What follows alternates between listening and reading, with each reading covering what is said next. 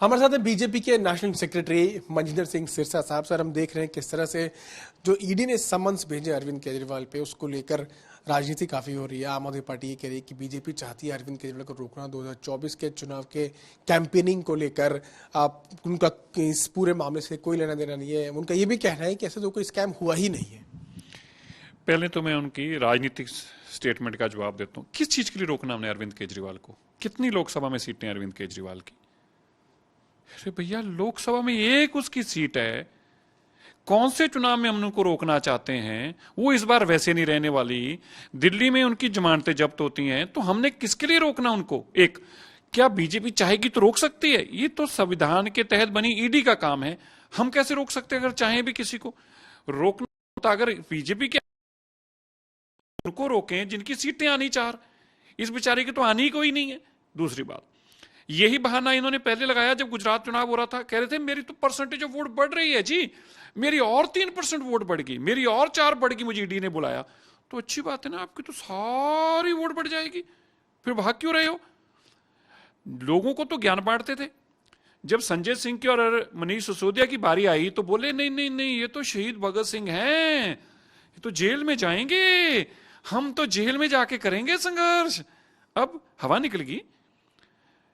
तुमने गलत काम किए, शराब की पॉलिसी तुमने बनाई और बनाकर अपने दोस्तों को काम तुमने दिया।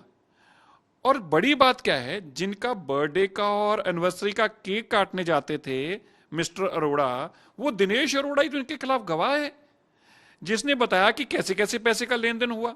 सुप्रीम कोर्ट में मनीष सिसोदिया जी की जमानत लगी जब आप कहते थे कानून ही नहीं है, या तो केस ही नहीं है जी, ये तो रद्दी है जी, टोकरी में फेंक देनी चाहिए रद्दी। जब कोर्ट में जाएगा इसको रद्दी की टोकरी में फेंक दिया जाएगा। जब कोर्ट में गया तो क्या हुआ? पहले लोअर कोर्ट ने जमानत जब्त करी, बोला तुम करप्ट हो, फिर हाई कोर्ट ने कहा तुम बेईमान और करप्ट हो, फिर सुप्रीम कोर्ट ने कहा तुम बेईमान हो, करप्ट हो और 350 करोड़ रुपए की तुम्हारे खिलाफ trail of money of trail है। क्या लग रहा है आपको, क्यों नहीं जा रहे अरविंद? जैसे हर चोर नहीं जाता, डरता है, पुलिस से भाग जाता है जिसने चोरी कर रखी होती है। ईमानदार आदमी जाके सामने खड़ा हो जाता है, बोलो बताओ क्या मैं आया हूं, क्या है बताइए। ईडी के पास अगर एविडेंस ही नहीं, अगर केस ही नकली है तो तुम क्यों भाग रहे हो? क्योंकि केस भी असली है, ईडी के पास एविडेंस भी है और तुम्हें पता है कि तुम इस पैसे का जवाब नहीं दे पाओगे। बेसिकली जिस वो सोच को लेकर लोगों में वोट लेने में कामयाब हुए, जिस झूठ कर लेकर कामयाब हुए, वो झूठ एक्सपोज हो गया। अब उनको समझ में आ गया, लोगों में भी गए, लोगों को कहा कि देखिए मैं मुख्यमंत्री रहना चाहता हूं, शराब घोटाले में मुझे भी बीजेपी गलत दे रही है तो मुझे वोट डालो। तो लोगों ने क्या कहा? 99.99% लोगों ने इनको जवाब दिया। जब ये घर घर पे गए तो एमएलए ने आके बताया कि सर अब तो आपको आम जनता भी कह रही है कि अरविंद केजरीवाल बेईमान है, चोर है, उसको जेल जाना चाहिए।